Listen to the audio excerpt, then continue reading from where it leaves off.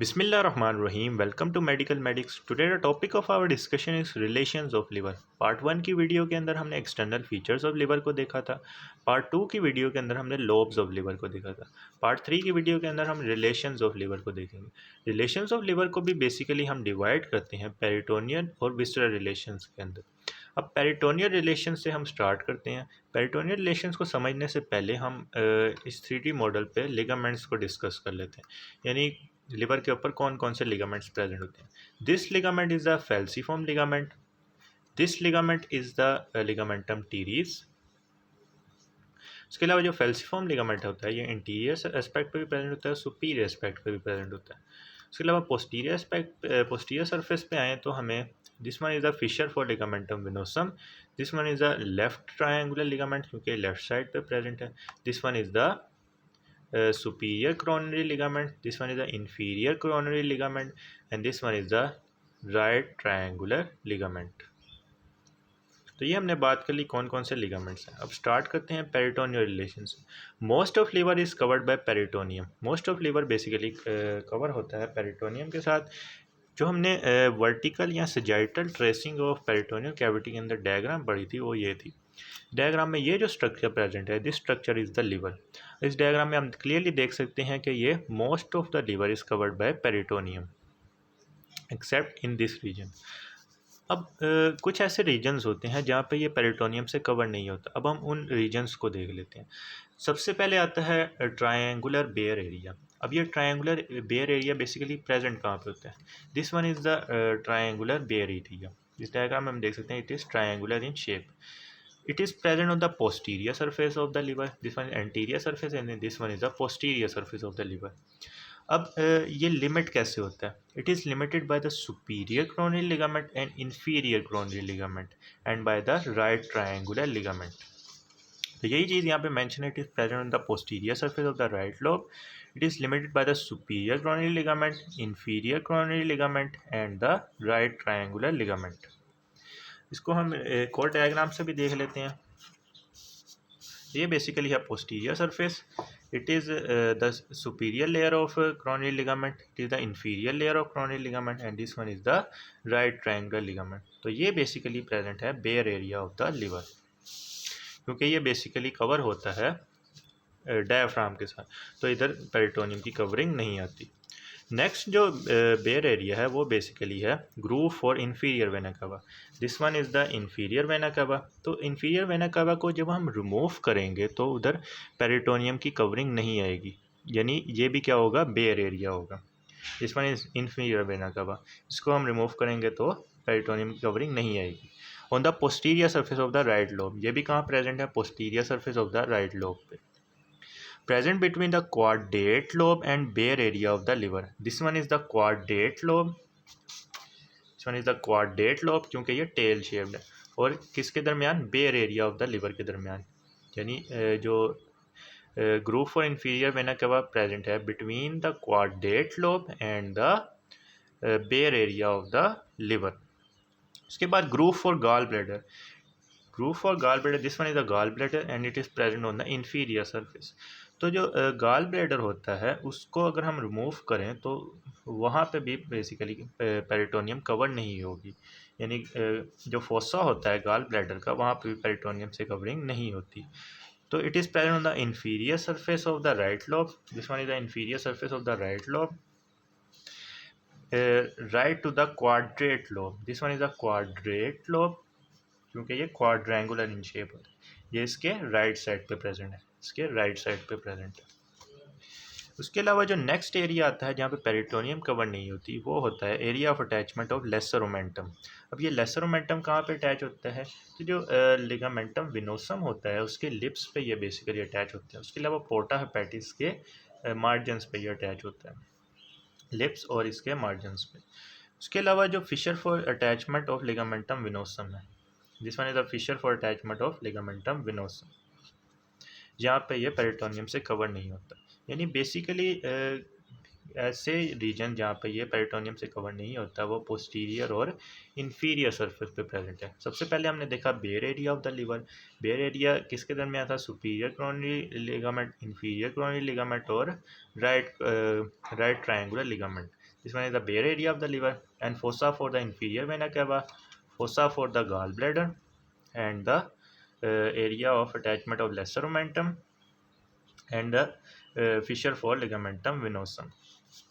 Next जो relations आते हैं उनको हम बोलते हैं विसरल रिलेशन। अब जो विसरल रिलेशंस हैं उनको समझने के लिए हम एक और डायग्राम से इसको समझेंगे।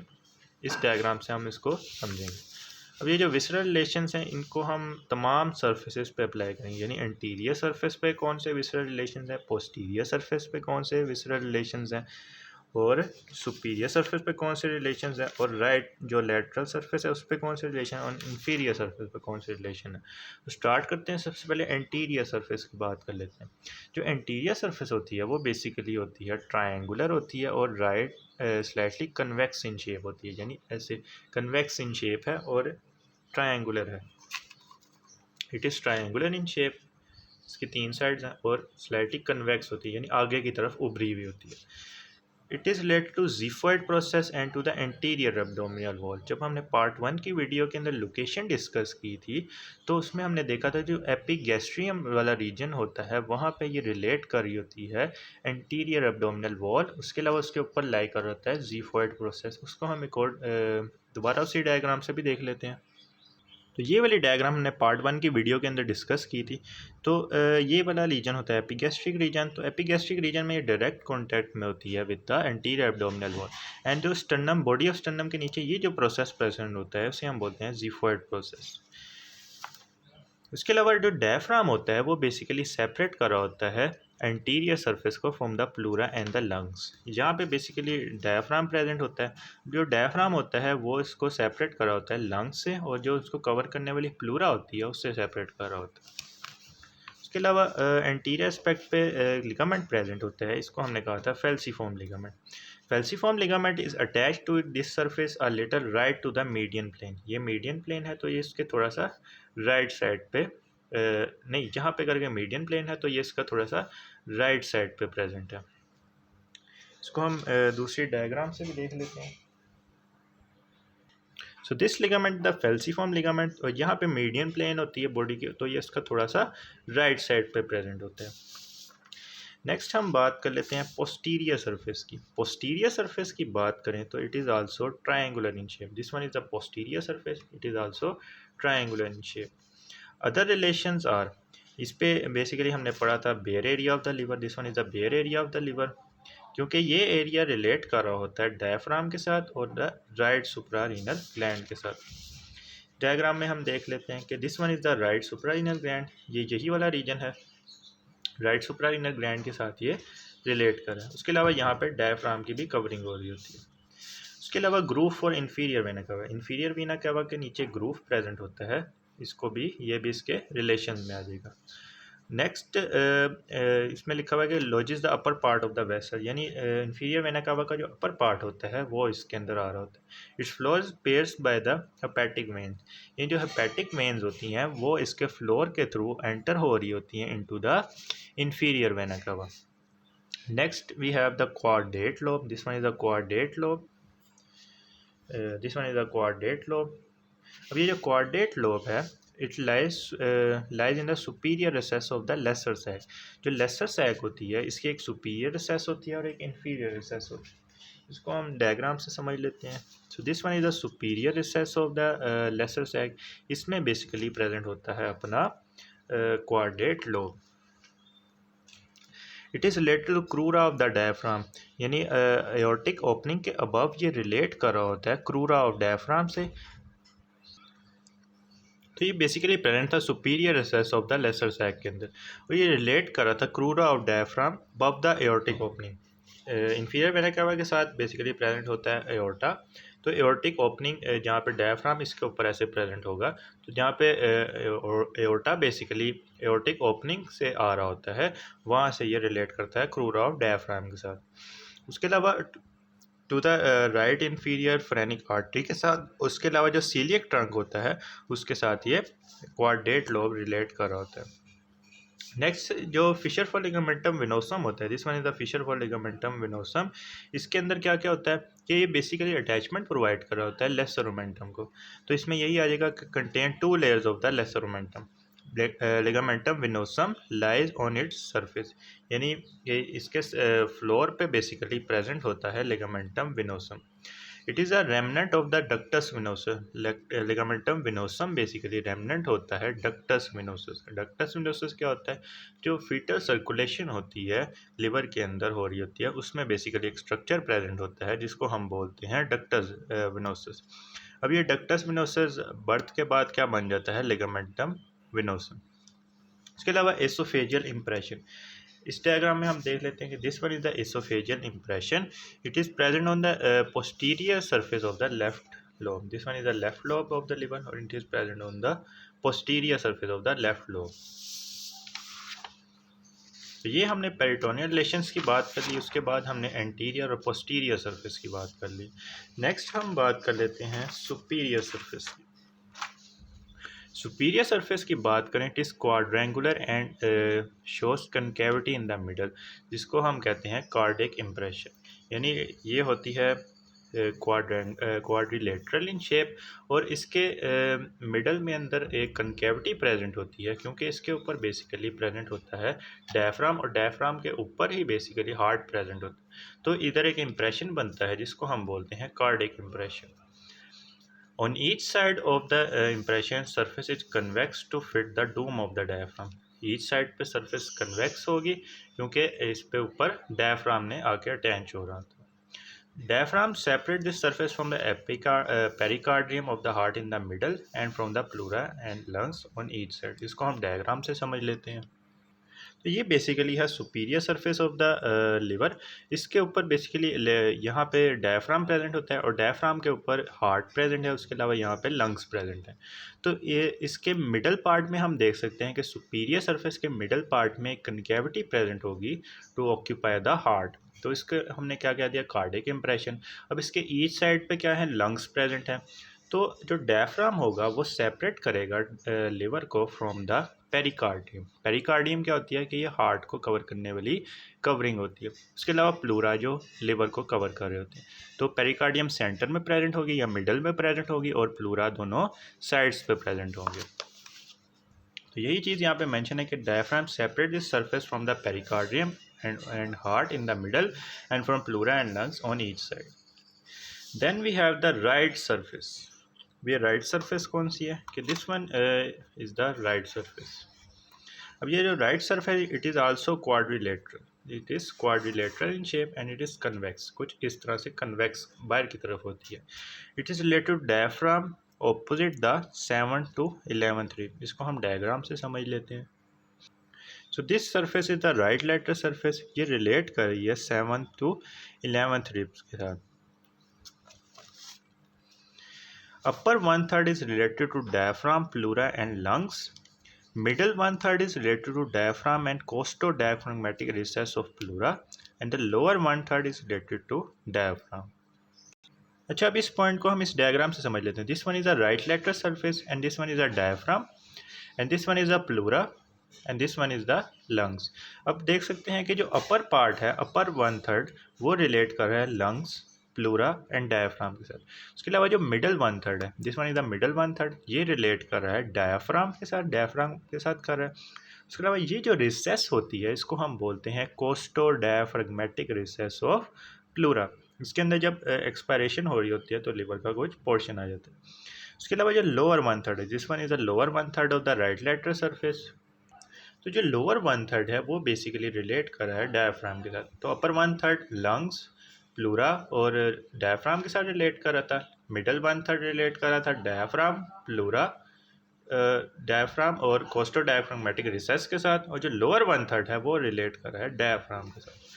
तो यही चीज़ यहाँ पे मेंशन है कि upper one third relate to diaphragm, pleura and lungs, middle one third relate कर रहा है डायफ्राम और कोस्टो डायफ्रागमेटिक रिसेस के साथ। उसके अलावा जो लोअर वन थर्ड है वो रिलेट कर रहा है डायफ्राम के साथ। नेक्स्ट हम बात कर लेते हैं इन्फीरियर सरफेस की। अभी तक हमने बाकी तमाम सरफेस को देखा, अब हम इन्फीरियर सरफेस की बात। ये इन्फीरियर कौन सी सरफेस है? This one is the inferior surface. तो जो इन्फीरियर सरफेस होती है उस पर कुछ इम्प्रेशंस प्रेजेंट होते हैं, हम उनको इम्प्रेशंस को देख लेते हैं। सबसे पहले it is quadrilateral in shape and is directed downwards, backwards and to the left. इस डायग्राम इस 3D मॉडल में हम देख सकते हैं कि it is quadrilateral in shape, यहाँ तक ये आ रही होती है। It is quadrilateral in shape, directed downwards, नीचे की तरफ है, पीछे की तरफ है और लेफ़्ट साइड की तरफ है। It is marked by impression for the neighbouring viscera. इस पर कुछ विसराज होते हैं एब्डोमेन के, वो इम्प्रेशन को बना रहे होते हैं। सबसे पहले गैस्ट्रिक इम्प्रेशन क्या होता है? गैस्ट्रिक वर्ड हम यूज़ करते हैं स्टमक के लिए। तो जो स्टमक का इम्प्रेशन होता है वो बेसिकली प्रेजेंट होता है इन्फीरियर सरफेस पे। इसको हम इस डायग्राम से देख लेते हैं। लेफ्ट लोब की पोस्टीरियर सरफेस पे हमने पढ़ा था एसोफेजियल इम्प्रेशन, तो इसके नीचे शुरू हो गई थी हमारी इन्फीरियर सरफेस। तो inferior surface of left lobe पे बेसिकली प्रेजेंट होता है, क्योंकि एसोफेगस से आगे स्टमक कंटिन्यू हो रहा है।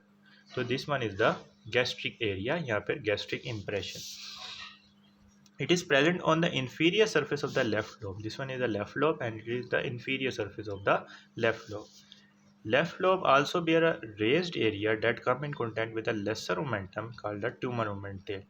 लेफ्ट लोब पे एक रेस्ड एरिया होता है जो कि लेसर मोमेंटम के साथ डायरेक्ट कांटेक्ट में आ जाता है, जिसको हम बोलते हैं tuber omentale. Next we have the fissure for ligamentum teres. This one is the fissure for ligamentum teres. This one is a fissure for ligamentum teres. It passes from the inferior border to the left end of the porta hepatis. This one is the inferior border, यहाँ से ये पास कर रहा है to the left border of the porta hepatis. This one is the porta hepatis का इसका left and से ये पास कर रहा होता है। इसको हम मॉडल से भी देख लेते हैं कि this one is the inferior model, inferior border से ये बिहाइंड आ रहा है और ये कहाँ तक पास कर रहा है? Left border of the पोर्टा hepatitis तक, left end of the पोर्टा hepatitis तक। अब ये लिगामेंटम टीरीज है, ये किसका रेमनेंट होता है? लिगामेंटम टीरीज बेसिकली रेमनेंट होता है ओब्लिटरेटिव लेफ्ट अम्बिलिकल वेन का। जो ओब्लिटरेटिव लेफ्ट अम्बिलिकल वेन होती है वही बना देती है लिगामेंटम टीरीज को। Next we have the quadrate lobe. This one is the quadrate lobe. It is related to lesser omentum pylorus and first part of the duodenum. यहाँ से बेसिकली स्टमक आ रही थी, स्टमक नीचे आके यहाँ पे लेसर कर्वेचर और स्टमक होता है जो कि यहाँ से अटैचमेंट ले रहा होता है। तो ये रिलेट कर रहा होगा लेसर मोमेंटम के साथ। इसके अलावा जो स्टमक का लास्ट पार्ट होता है जहाँ से ड्यूडिनम शुरू होती है, this one is the duodenum. तो ड्यूडिनम जहाँ से शुरू हो रही है उसे स्टमक का लास्ट पार्ट जो कि आगे ड्यूडिनम में शुरू हो रहा होता है उसे हम बोलते हैं pylorus of stomach. So this one is a pyloric impression and it is present on the quadrate lobe. उसके अलावा जो first part of the duodenum होता है, this one is the impression for the first part of the duodenum. वह stomach is empty it is related to, ये तो हमने बात कर ली जब स्टमक में कुछ फूड प्रेजेंट था। अगर स्टमक एम्प्टी हो तो ये जो क्वाड्रेट लोब है ये किन स्ट्रक्चर्स के साथ रिलेट कर रहा होता है?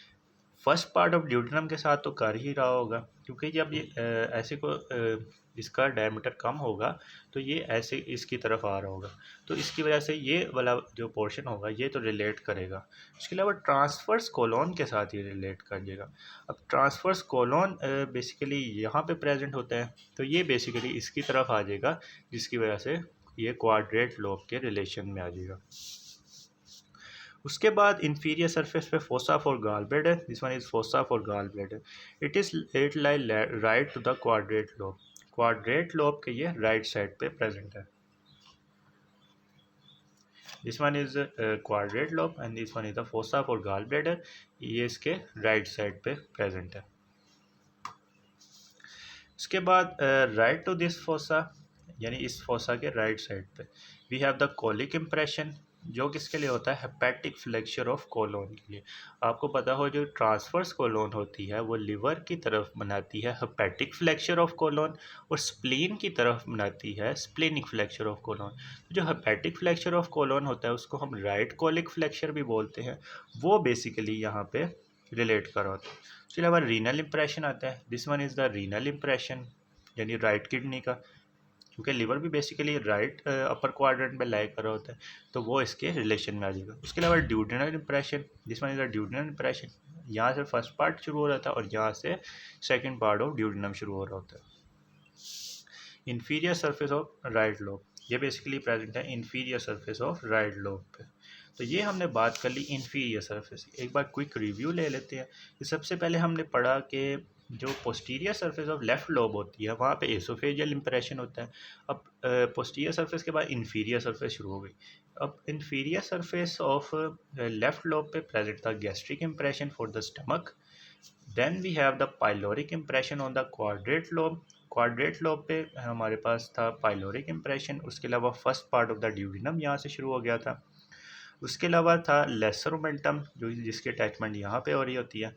उसके बाद फोसा फॉर गाल ब्लैडर जो कि प्रेजेंट था right to the quadrate lobe. उसके अलावा इस फोसा के राइट साइड पे कुछ इंप्रेशन प्रेजेंट थे, जिसमें this one is a colic impression for the right colic flexure of transverse colon, यहाँ पे जिसको हम बोलते हैं हेपेटिक फ्रैक्चर ऑफ कोलोन। उसके अलावा this one is the right renal impression and this one is the right suprarenal impression. ये basically present होती है पोस्टीरियर सरफेस पे। तो ये हमने बात कर ली रिलेशंस ऑफ लीवर के बारे में। If you like this video then kindly share it with your friends and subscribe to my channel.